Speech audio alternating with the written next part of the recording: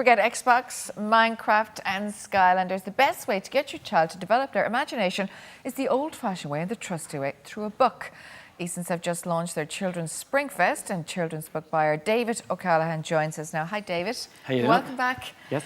You've got a lovely job, I have to say. It's tough to top, or middle, or David, the bottom, whatever it is. It's a lovely job, though. It is. You get to pick lovely little books for kids. I mean, the market is growing massively, isn't it? Yeah, no, we just, obviously, we had the Christmas season, and for the first time ever for us, children's books outsold adult fiction, which is, it's just showing the growth, and especially the 9+ and teenage bracket are just huge now. And it's adults reading you out as much as kids, but it's fantastic. It's a great place to be right now. It's nice to see with all the technology out there that people are coming back to basics again. Okay, let's take a look at 0 to 4 years of age first. Yeah, it's kind of that Baby age, beginning the journey, and creating your little bookworm.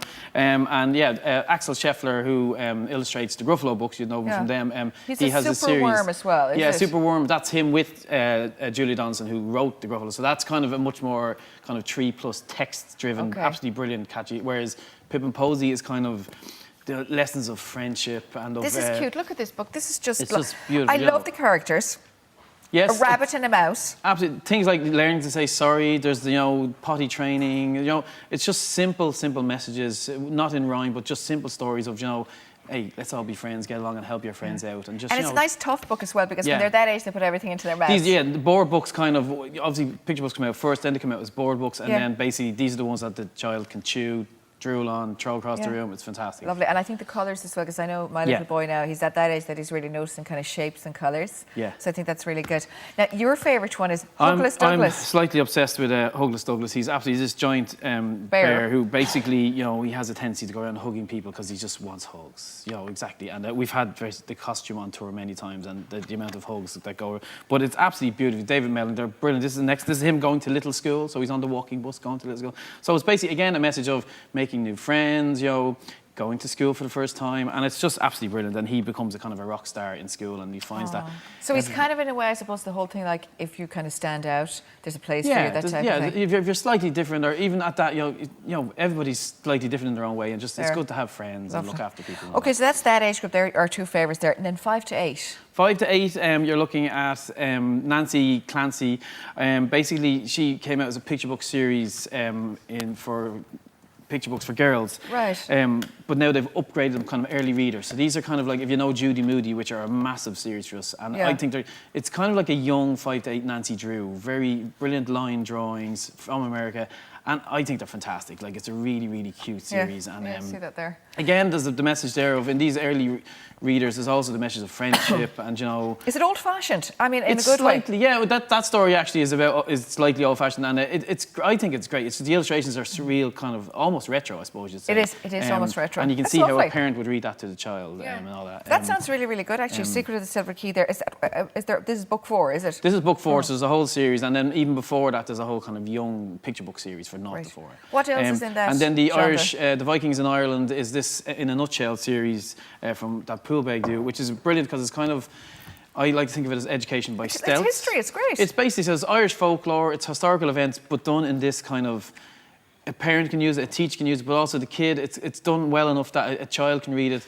And almost they're learning stuff without knowing they're learning. Like the way Horrible Histories was brilliant. It's a nice little book. And you know what? It's great. You can pick one of these up. They're under a £5, which I think under is fab. £5, they've done the Easter Rising, they've done Tiernan O, they've done Cuchulainn. Everything's there if you want to do folklore. So they're a great series. Okay, so that's that age. Is there anything else in that era? What's this one here you have? This is into 9+. This is Cathy Cassie. This is out next week. It's basically, this is the 150-year anniversary of Alice in Wonderland. So that's a kind of an early edition, but it's coming out next week.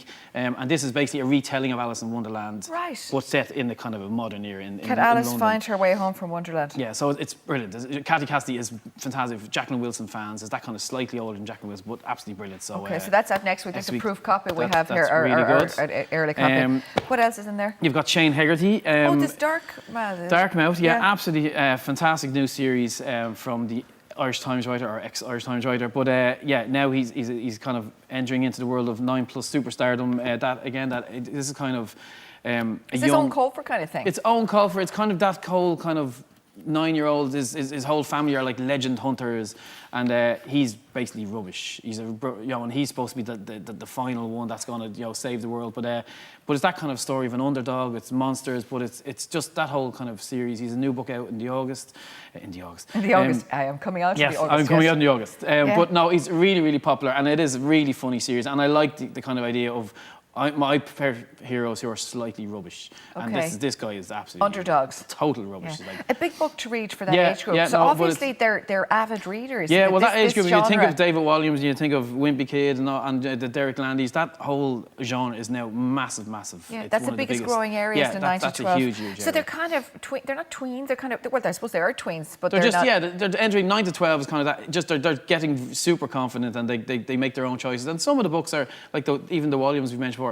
They're Roald Dahl. They're quite dark, but like they're 9 to 12-year-olds. They can make their own minds up, and that's the great thing about those. True, actually, I suppose at that age they're nearly older, technologically advanced and all the type of stuff. Yeah, and you have to be quite savvy as an author to be clued into them. So Danny Wallace, Hamish, and the World Stopper is basically it's kind of again a kind of a slightly high concept idea of the whole world stops except this 10-year-old Hamish, so he's like, oh my God, this is like amazing. And that's a big one, is it, Hamish? That's just out, and it's Danny Wallace, who is kind of a TV presenter and also a radio guy, and he's huge, and he's written books before for adults, but this is his first book. But it kind of again showing that if you think about it, there's a lot of adult authors moving into the children's world. So that's. Let's talk about the teenage area. This one here I find amazing. This is Pointless, and this is book 2. Tell us about this. The youth tubers, as we're calling them, are kind of they're these guys and girls on YouTube have over 20 million followers.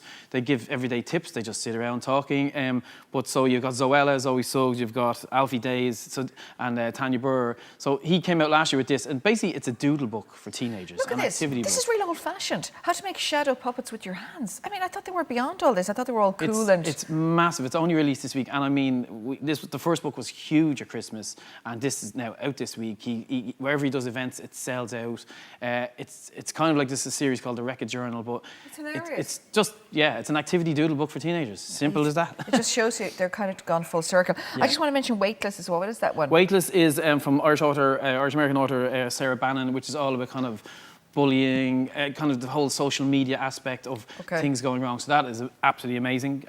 And tell us these 3 that are coming out soon. This is going to be the big kind of summer releases. I think, Insurgents is just out. Veronica Roth's series. If you're into your dystopian future, you got to read. Absolutely brilliant. Seventh Son, we would know as Spook's Apprentice. Basically, The Exorcist for kids. Don't even go there. Teenagers. And then Paper Towns. If you remember Fault in Our Stars last year, that's coming out in August, and that is an absolutely amazing. He's like the John Hughes of now. If he was writing books, that's my aspect. And then Half Wild will become a movie. I'm telling you now, it's a sequel to Half Bad, and it's one of my favourite books. Kind of that series. It's witches and all that kind of stuff. So sounds great. It's just so all of these and many more are available. Lovely. In Eason's, Well, it's fantastic, and thank you so much for that. Great that it's broken up into different genres and all that. As I said, there's so much, and it's great to see kids reading again. So you'd like more information about the Springfest season and what's happening at Eason stores across the country, you can check out easons.com.